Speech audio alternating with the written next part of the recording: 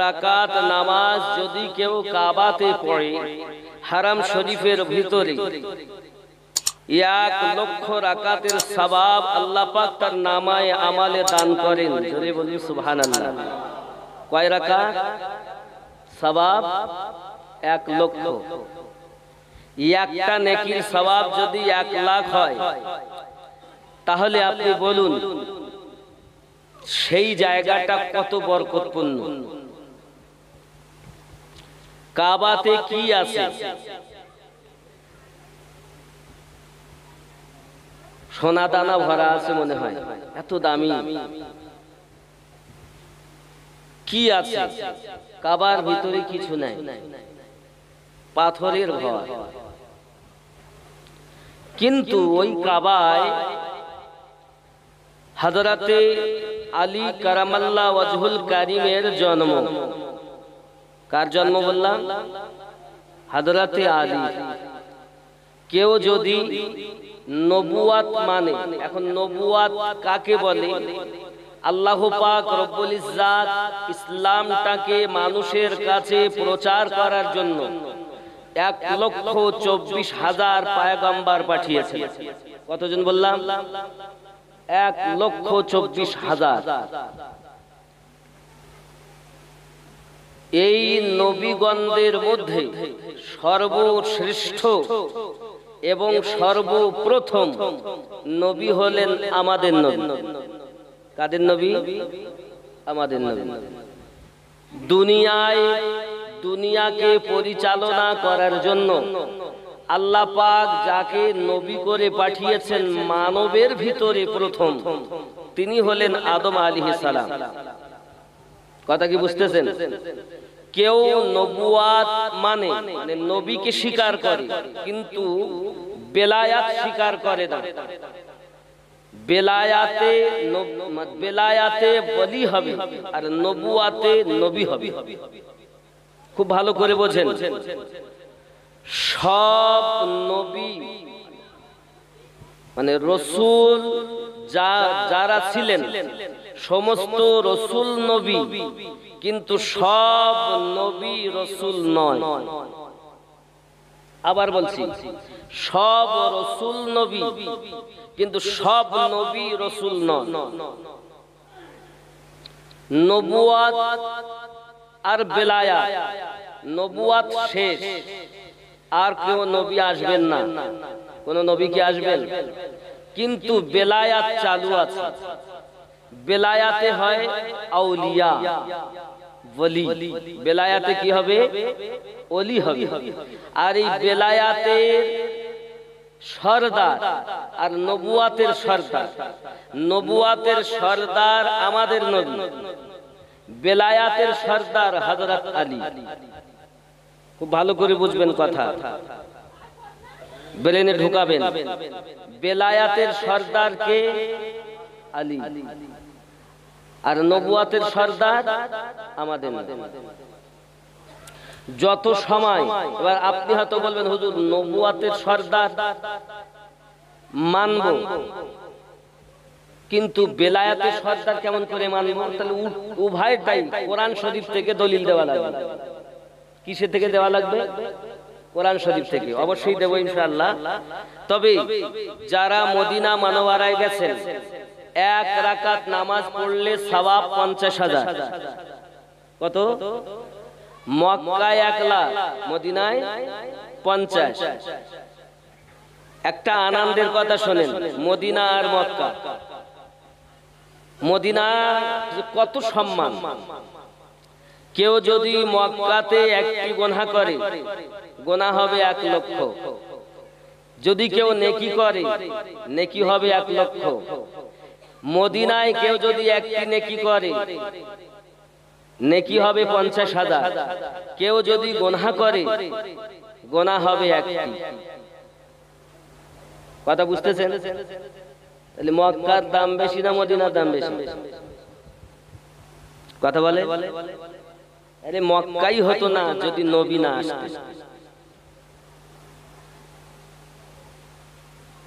খুব ভালো করে বোঝেন, মক্কায় গুনাহ করলে 1,00,000 গুনাহ, আর মদিনায় গুনাহ করলে একটা। কিন্তু সওয়াব 50,000। সুবহানাল্লাহ। এখন যারা মদিনায় গেছেন কত আনন্দ। आने वालों ये तो बताओ शहर मदीना कैसा है। आने वालों ये तो बताओ शहर मदीना कैसा है। বুঝতে পারছেন? যারা আসছেন একটু বলেন শহরে মদিনাটা কেমন, মদিনা শহরটা আপনার কেমন লেগেছে। आने वालों ए तो बताओ शहर मदीना कैसा है। सर रख कर उनके कदमों में, सर रख कर उनके कदमों में झुक कर जीना कैसा है। आने वालों ए तो बताओ शहर मदीना कैसा है। जोरे बोलुन सुबहानाल्लाह। माथा रेखे उनार कदमे ঝুঁককার জিনা কেসা হে। আর তুমি ঝুঁকে নম্র ভাবে জীবন যাপন করেছো, ওই জীবনটা কত সুন্দর। সুবহানাল্লাহ বলে। सर रख कर उनके कदमों में झुक कर जीना कैसा है। आने वालों ए तो बताओ शहर मदीना कैसा है। गुंबद खजरा के साए में बैठ के तुम तो आए हो। सुबहानल्लाह। মানে गुंबद खजरा ছায়াতে বসে তো তুমি এসেছো। गुंबद खजरा के साए में बैठ के तुम तो आए हो। गुंबद खजरा के साए में बैठ के तुम तो आए हो। उस साए में रब के आगे, उस साए में रब के आगे सिजदा करना कैसा है। आने वालों ये तो बताओ शहर मदीना कैसा है। शहर मदीना कैसा है। सर रख कर उनके कदमों में झुक कर जीना कैसा है। आने वालों ये तो बताओ शहर मदीना कैसा है। जोरे बोलो सुबहानल्लाह। ये आँखें और रूह तुम्हारी लगती है सिराब मुझे। ये आँखें और रूह तुम्हारी लगती है सिराब मुझे। दर पे उनके बैठ के, दर पे उनके बैठ के अब ज़मज़म पीना कैसा है। आने वालों ये तो बताओ शहर मदीना कैसा है। जोरे बोलो या रसूल अल्लाह। बाप जी खुशबू खुशबू मीठा मीठा एक दिन तुम्हें मरते হবে। आबार एसो प्रेमिक बेला जमी मिली जमी मैली नहीं होती, जमान मैला नहीं होता। एगुलो सुनबे माने चारटी गजल শুনতেই হবে। আর আবার ওনার আবার দুটো মন পথিক রে আর এতিম হালে মামিনার কোলে। বাবা এসব গজল শুনবে সব বাপজি আমার। এখন যত সময় কোন নবী আদম আলা নবিয়িনা আলাইহিস সালাম থেকে নিয়ে ঈসা নবী পর্যন্ত কোন নবী আমাদের নবীর প্রতি ঈমান না এনেছেন, তত সময় কোন নবীর নবুয়ত গ্যারান্টিড হয়নি। সুবহানাল্লাহ বলেন। যদি বলেন হুজুর আপনার এই কথা আপনি বলছেন দলিল, দলিল কোরআন মাজিদ। কি বললাম? কোরআন শরীফ। 3 পারা, সূরা আল ইমরান, আয়াত নাম্বার 81। খুব ভালো করে বোঝেন, কোন নবীর নবুয়াত যতই বলুক নবী নবী, কোন নবীর নবুয়াতের কোনো গ্যারান্টি নাই যত সময় আমাদের নবীর প্রতি ঈমান না আনছেন। আমি যদি হাদিস বলতাম তোরা বলতো জয়ীফ হাদিস বলেছে, এজন্য জয়ীফ। কোরআন তো জয়ীফ হবে না। কোরআনকে যদি কেউ কাটতে চায় তো উপযুক্ত দলিল লাগবে। আয়াত কাটা যাবে আয়াত দিয়ে, কিন্তু হাদিস দিয়ে কোরআন কাটা যায় না। কথা বুঝতে পারছেন? কোরআনুল মাজিদের আয়াতকে কাটতে গেলে আরেক আয়াত লাগবে। কোন পারা বললাম? 3। সূরার নাম আল ইমরান, আয়াত নাম্বার 81। আল্লাহ পাক বলেন, বিসমিল্লাহির রহমানির রহিম, وَإِذْ أَخَذَ اللَّهُ مِيثَاقَ النَّبِيِّينَ لَمَا آتَيْتُكُم مِّن كِتَابٍ وَحِكْمَةٍ ثُمَّ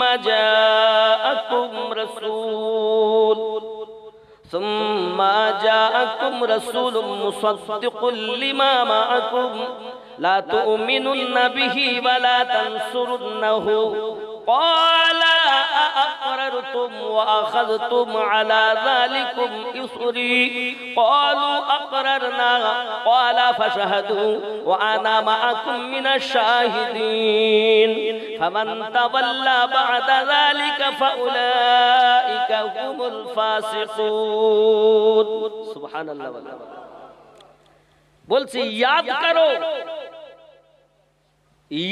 करो স্মরণ করো जब अल्लाह ने नबियों से वादा लिया, যখন আল্লাহ তাআলা নবীদের কাছ থেকে ওয়াদা নিলেন রূহানি হালাতে। আচ্ছা, আমাদের নবী নবী হয়েছেন কত বছরে? তার আগে উনি নবী ছিলেন না? যদি কেউ বলে 40 বছরে নবী হয়েছেন, এই কথাটাই ওয়াহাবীদের কথা, এটাই ভুল।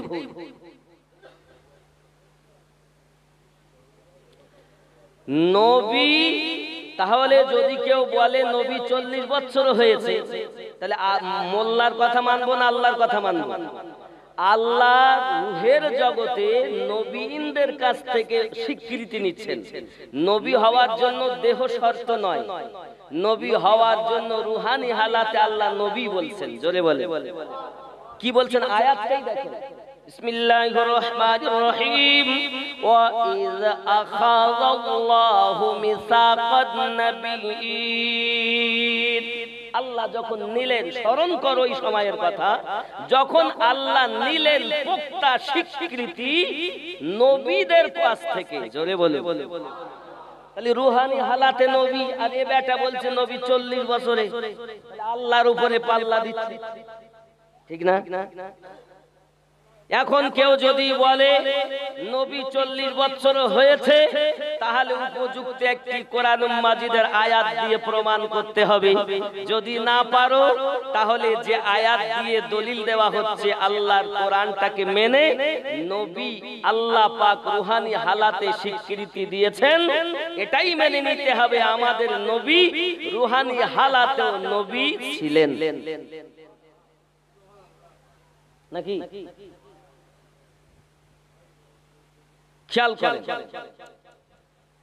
तुम्हें किताब और हिकमत अता करूंगा। अल्लाह बोलছেন, এই নবীগণ, আমি আল্লাহ তোমাদেরকে কিতাব এবং হিকমত इनायत করব, প্রদান করব। फिर तुम्हारे पास वो अजमत वाला रसूल तशरीफ लाए, আর তোমাদের নিকটে शान वाला पावर वाला नबी आगमन করবেন, जो तुम्हारी किताबों की तस्दीक फरमाने वाला हो, যিনি তোমাদের কিতাবকে সত্যায়ন করবেন। तो तुम जरूर उस पर ईमान लाना, तो তোমরা অবশ্যই তার প্রতি ঈমান আনবে। জোরে বলে রূহানি হালাতে আল্লাহ নবীদের কাছ থেকে স্বীকৃতি নিচ্ছেন, ঈমান আনার কথা বলছেন নবীর প্রতি।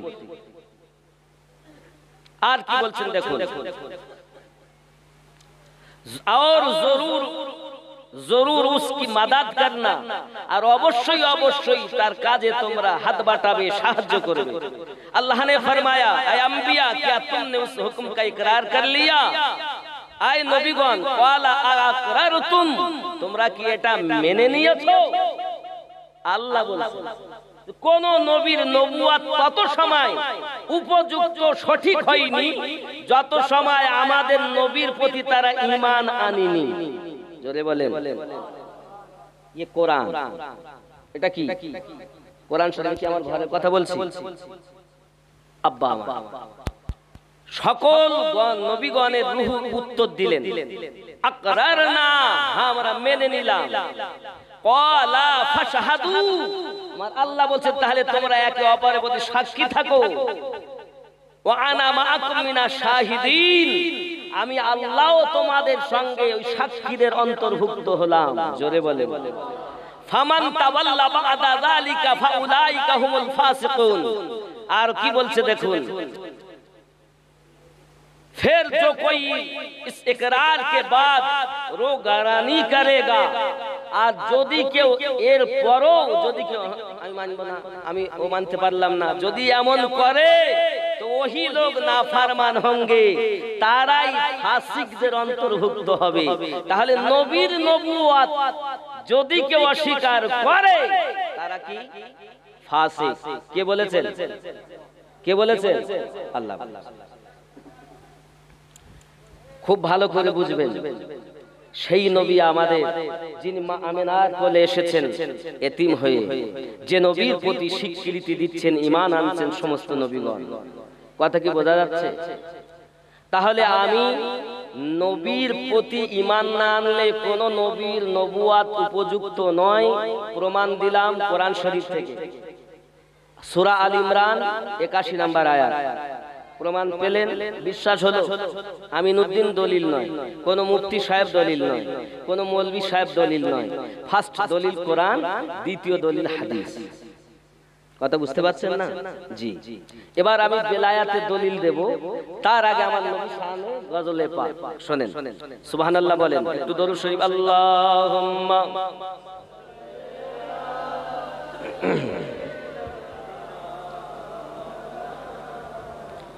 وعلى آل سيدنا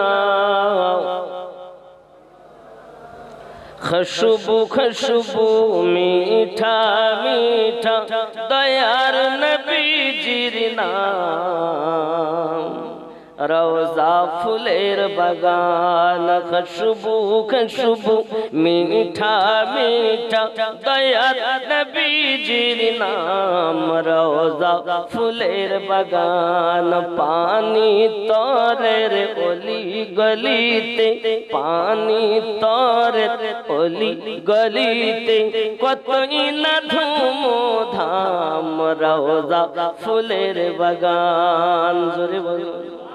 এটা বাদাম তলা, পানি তার বাদাম তলা। ওই পানি তার বললেও হবে, বাদাম তলা বললেও হবে, নাকি বলেন? জোরে বলুন না সুবহানাল্লাহ। আল্লাহ আল্লাহ নূরি তাজাল্লা চমকায় পিয়ার গলিতে, পানি তরের ওই গলিতে। আল্লাহ আল্লাহ নূরি তাজাল্লা চমকায় পিয়ার গলিতে, পানি তরের ওই গলিতে। বজমে নুরানি রাত নুরানি,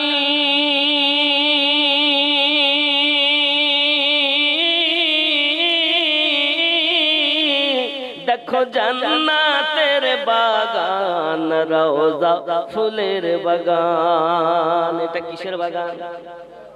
এটা কিসের বাগান? জান্নাতের বাগান, ঠিক না? এটা কি জান্নাতের বাগান না? ওয়াস্তাহি জান্নাতের বাগান, তাই বলা হয়েছে। বজমে নুরানি রাত নুরানি,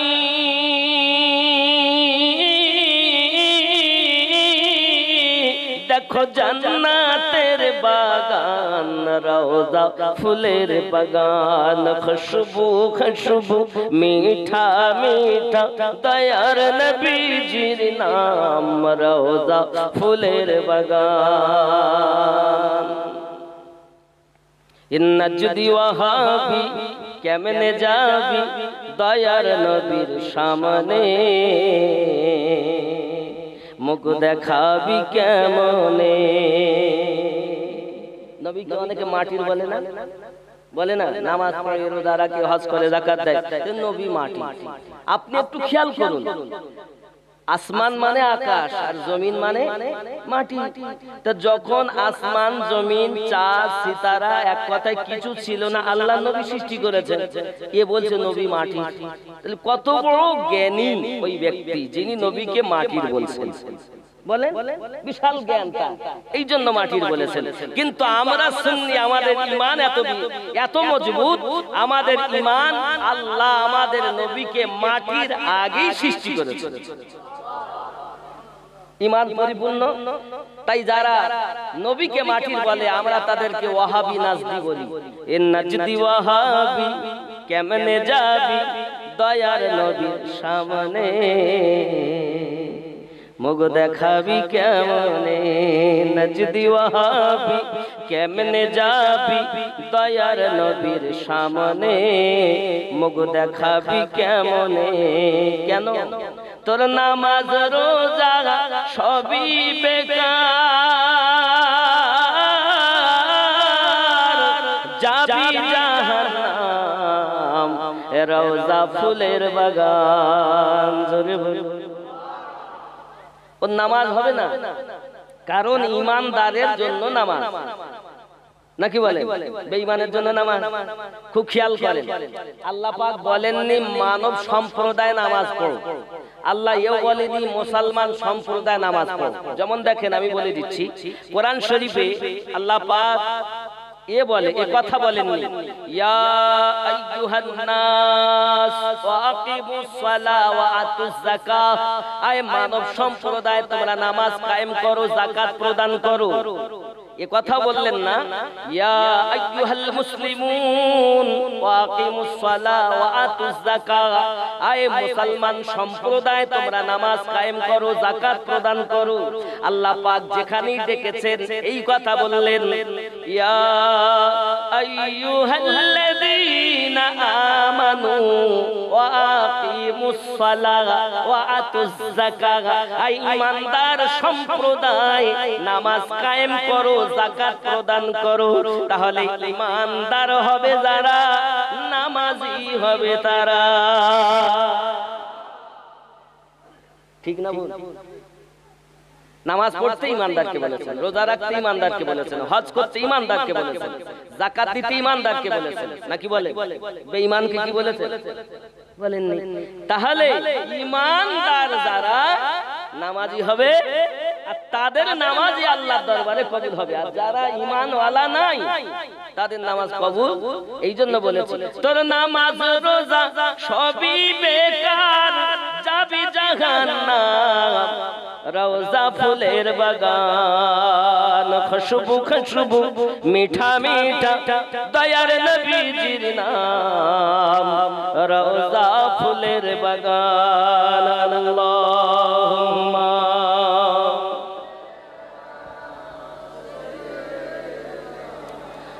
মাওলানা মুহাম্মদ ওয়া আলা আলিহি মাওলানা মুহাম্মদ। এবার বেলায়াতের আয়াত, নবুয়াতে নবী, বেলায়াতে ওলি। বেলায়াতে যদি কেউ বলে আমরা বেলায়াত মানি না, ওলি মানি না, তাহলে সেই ব্যক্তি উপযুক্ত হতে পারলো না। উপযুক্ত হতে গেলে তাকে পুরো জিনিসটা স্বীকার করতে হবে। বেলায়াতের আয়াত সূরা আল মাইদা, কোন সূরা বললাম? সূরা আল মাইদা, আয়াত নাম্বার 67 নাম্বার আয়াত। এটা হলো বেলায়াতের আয়াত। সুবহানাল্লাহ। বিসমিল্লাহির রহমানির রহিম।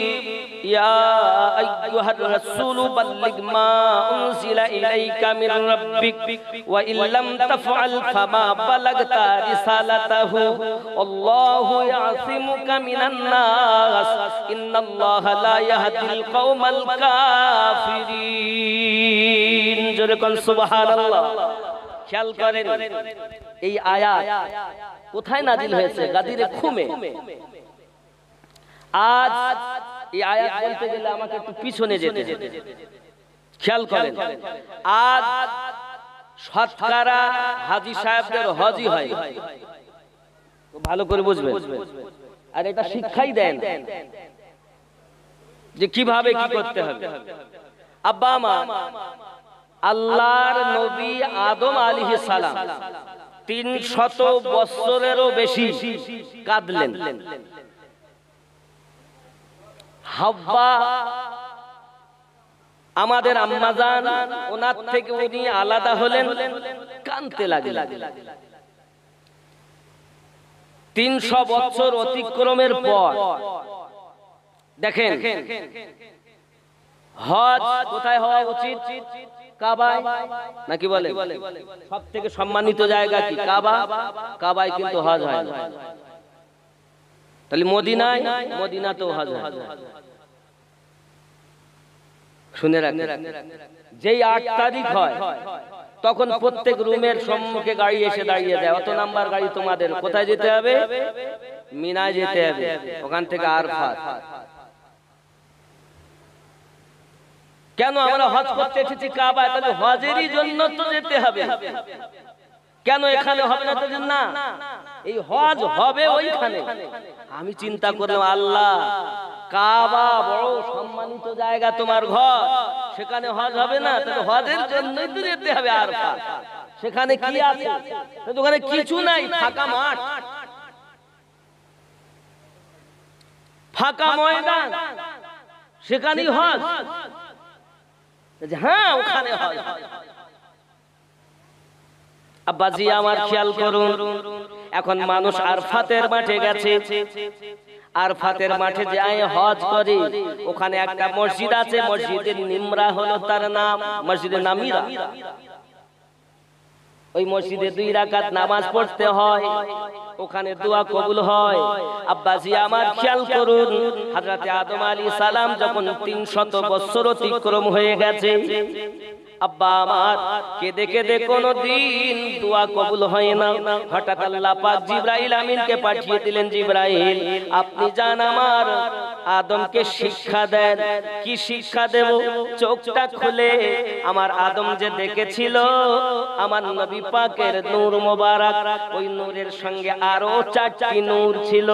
একটা নূরের নাম ছিল আলী, একটা নূরের নাম ছিল ফাতেমা, আর একটা নূরের নাম ছিল হাসান, আর একটা নূরের নাম ছিল হোসাইন। এই 4 জন আর আমার নবী, এই 5 জনের নামটা তাকে স্মরণ করিয়ে দাও।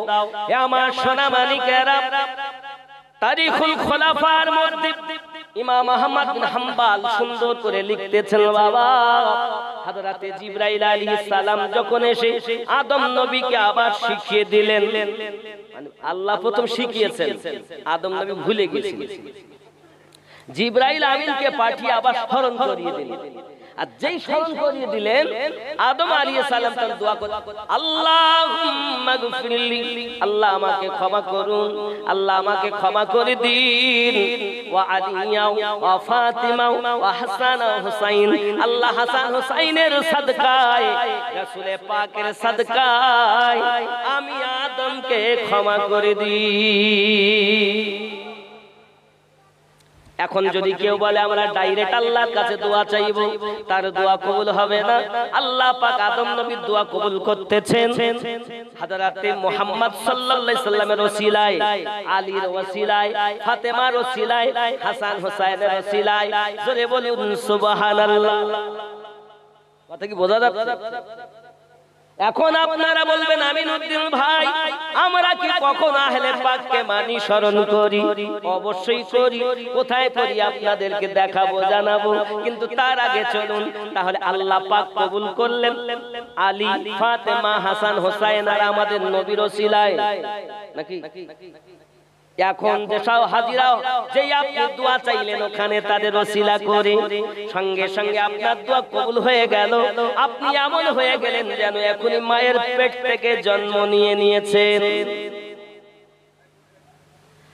আপনার হজ হয়ে গেল। এবার ওখান থেকে আরো কিছু আরকান আছে, যেমন আপনাকে ওই আরফাত থেকে যেতে হবে এবার মুজদালিফায়। মুজদালিফায় হেঁটে হেঁটে যেতে হবে।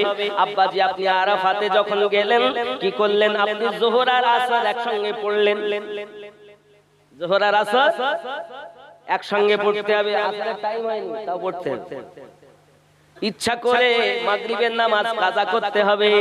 যদি আপনি মনে করেন আমি নামাজ পড়বো, আপনার হজ হবে।